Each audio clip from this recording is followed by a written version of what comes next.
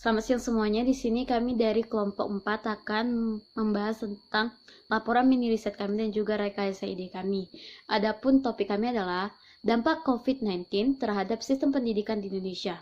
Sebelum memulainya, ada baiknya kami memperkenalkan diri. Perkenalkan, nama saya Kesha Julian Sregar, teman saya Fonis Tumorang, dan Roma Artauli Sregar.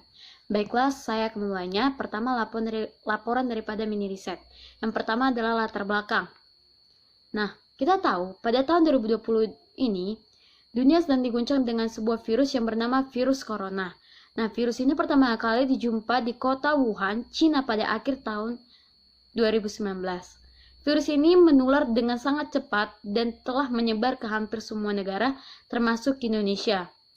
Hanya dalam waktu beberapa bulan saja.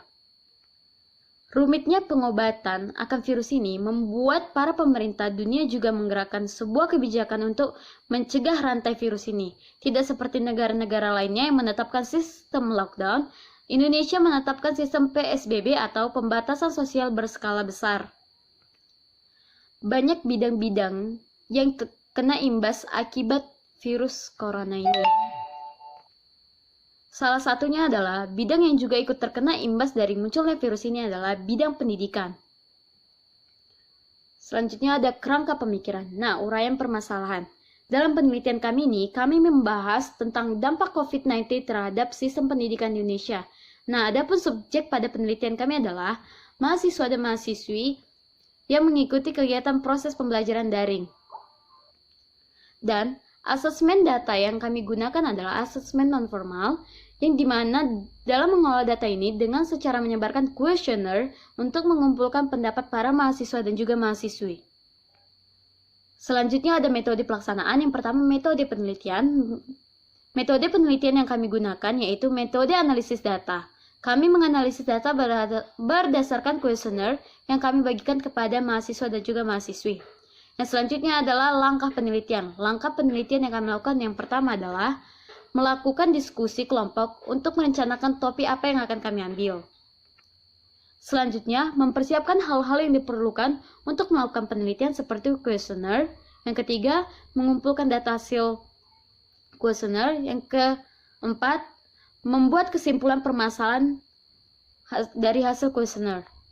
Selanjutnya adalah teknik pengumpulan data. Teknik pengumpulan data yang kami lakukan pada penelitian ini yaitu memberikan kuesioner kepada peserta. Kuesioner ini bertujuan untuk mengutip dan menganalisis dalam mendapatkan data mengenai sistem pendidikan yang sedang dijalankan sekarang, yaitu sistem pembelajaran daring.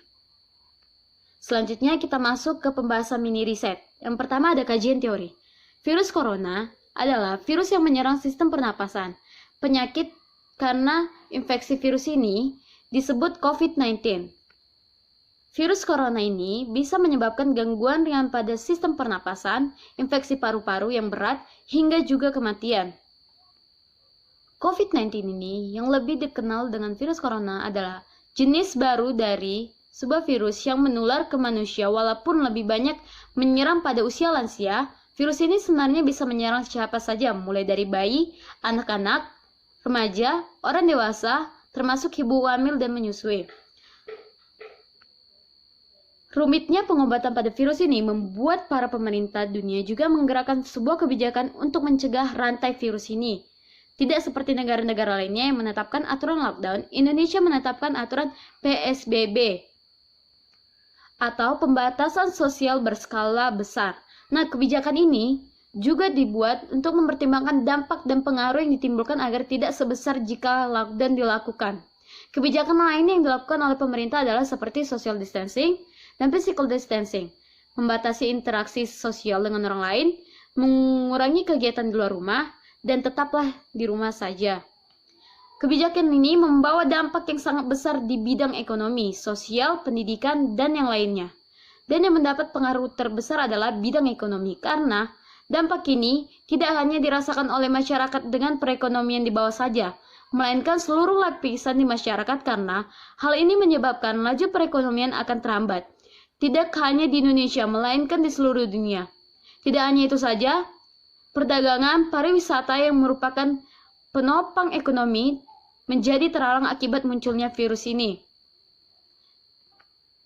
Bidang yang juga terkait imbasnya dari munculnya virus ini adalah yang bidang pendidikan. Nah, kementerian di berbagai negara telah mengambil langkah di setiap sekolah dan universitas untuk melakukan pembelajaran melalui internet. Setelah adanya virus, sebagian besar sekolah-sekolah, madrasah, dan perguruan tinggi di Indonesia telah menutup sistem PBM atau proses belajar mengajar, yang dilakukan seperti biasanya menjadi sistem pembelajaran daring. Pembelajaran online ini bertujuan untuk meningkatkan kewaspadaan dan proses menghentikan penyebaran virus melalui interaksi langsung di antara orang banyak. Peralihan proses pembelajaran yang dulunya melalui tatap muka menjadi online tentunya memaksa berbagai pihak untuk dapat mengikuti proses dan alurnya, supaya sistem pembelajaran setiap belajar berjalan dengan baik. Namun, ternyata sistem ini tidak berjalan seefektif yang kita bayangkan, bahkan seluruh pihak mengalami kesulitan. Tidak hanya siswa, orang tua, guru, dan pemerintah juga ikut merasakannya. Pembelajaran online ini memberikan dampak yang sangat besar, baik dampak positif maupun dampak negatif. Seperti yang kita lihat ini, dari seluruh masyarakat, tidak seluruhnya pandai melakukan teknologi, baik guru, siswa, dan orang tua mahasiswa yang ada dalam tahap adaptasi dengan kemajuan teknologi saat ini. Apalagi masyarakat yang ada di desa atau pedalaman, juga para masyarakat yang lahir di zaman tahun 1960-an, tentu sangat susah untuk mempelajarinya. Terutama guru. Masih banyak guru-guru yang belum mahir dalam mengaplikasikan teknologi zaman ini. Sama halnya dengan siswa ataupun mahasiswa, masih amatir dalam menggunakan teknologi, diakibatkan oleh kurangnya sarana teknologi pendukung pembelajaran di sekolah mereka, sehingga sistem daring ini kurang efektif bagi mereka yang bukan menambah pengetahuan, melainkan kurang memahami pelajaran yang mereka terima. Hambatan lainnya juga jaringan internet yang tidak memadai. Akibat sistem PSBB yang kita terapkan, semua mahasiswa yang perkuliahan diharapkan pulang ke kampung halamannya untuk belajar online dari rumahnya. Siswa yang tinggal di daerah pelosok memiliki jaringan yang lelet dan tidak memadai, sehingga dalam proses pembelajaran daring mereka kesulitan, sehingga mereka tidak mengikuti kegiatan proses belajar dengan aktif dan mereka tidak mengerti materi yang dijelaskan. Selanjutnya adalah hasil angket penelitian. Di sini berikut ini adalah analisis kuesioner tentang dampak pembelajaran daring akibat COVID-19 yang kami berikan. Ada 5 pertanyaan yang kami berikan. Yang pertama, apakah menurut Anda pembelajaran daring lebih efisien daripada tatap muka? Yang menjawab ya, 8,7%, yang menjawab tidak, 4,3%, yang menjawab mungkin, 87%. Yang kedua, apakah proses pembelajaran daring membuat Anda lebih mudah memahami materi? Yang menjawab iya, tidak ada. Yang menjawab tidak, 78%. Dan yang menjawab mungkin, 21,7%. Pertanyaan yang ketiga, apakah pembelajaran daring membuat Anda lebih berani dan lebih aktif bertanya atau mengeluarkan pendapat dalam proses pembelajaran? Yang menjawab ya, ada 56,5%. Yang menjawab tidak, ada 21,7%. Dan yang menjawab mungkin, ada 21,7%. Nah, pertanyaan yang keempat adalah, apakah kendala Anda dalam proses pembelajaran daring? Nah, di sini rata-rata para peserta menjawab, kendala yang mereka hadapi adalah jaringan internet yang kurang mendukung dan pembelajaran yang kurang efisien dan juga membosankan. Nah, pertanyaan yang kelima ada, apakah saran Anda dalam proses kegiatan pembelajaran daring ini? Dan rata-rata mereka memberikan saran, dosen dan siswa diharapkan aktif dalam kegiatan pembelajaran dan materi yang akan disampaikan jelas dan mudah dimengerti.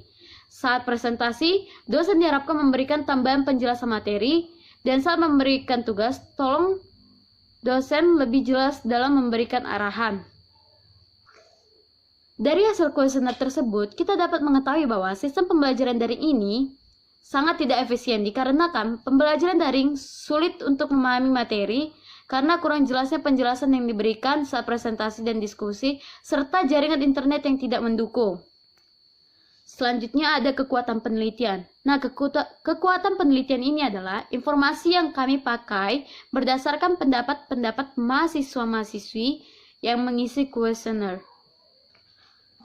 Itulah laporan mini riset. Selanjutnya, laporan rekayasa ide akan dilanjutkan oleh teman saya. Baiklah, di sini saya akan menjelaskan tentang laporan rekayasa ide. Yang pertama itu uraian permasalahan. Permasalahannya adalah sistem pembelajaran daring ini tidak efisien dikarenakan pembelajaran daring sulit untuk memahami materi karena kurang jelasnya penjelasan yang diberikan saat presentasi dan diskusi, serta jaringan internet yang tidak mendukung dan sangat membosankan. Yang kedua, subjek penelitian. Subjek penelitian dalam rekayasa ini adalah mahasiswa dan mahasiswi.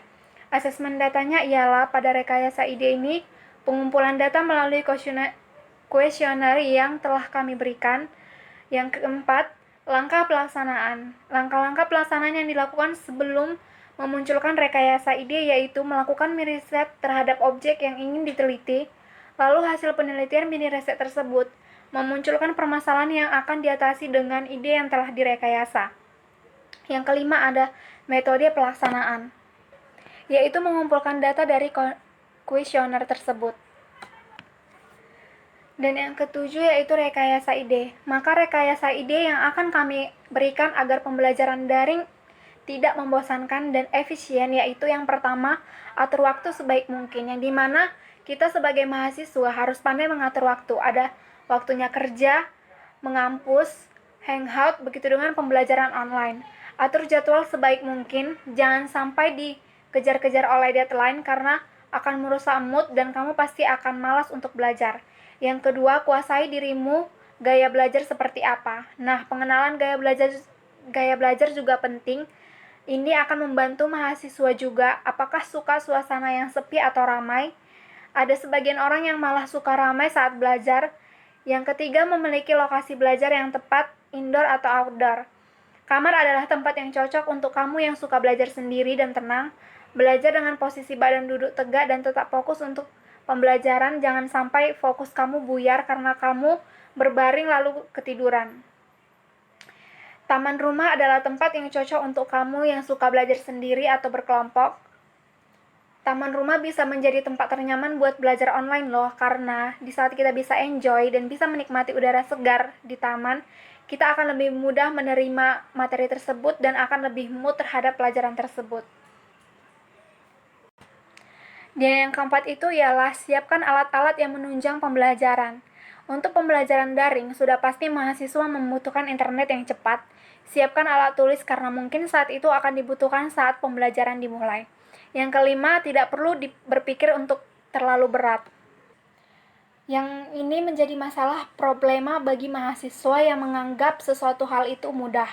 Karena semua hal itu ada jalan keluarnya. Jika kita sudah merasa terbebani terlebih dahulu, maka kita akan merasa bahwa ini sangat rumit. Yang keenam ialah pasang target indeks prestasi kumulatif atau IPK kamu. Ini bisa menjadi tips buat mahasiswa agar tetap semangat belajar. Kamu bisa merencanakan IPK dengan nilai setinggi mungkin, tapi ingat, harus dengan usaha dan kerja keras karena tanpa itu semua percuma saja. Yang ketujuh, sediakan waktu untuk menghibur diri. Dalam artian belajar istirahat. Kamu sudah merasa jenuh, di sela-sela belajar kamu perlu break atau istirahat dulu. Jangan memaksakan diri kita. Kita perlu beristirahat seperti mendengar musik, menonton film, berolahraga, dan masih banyak lagi.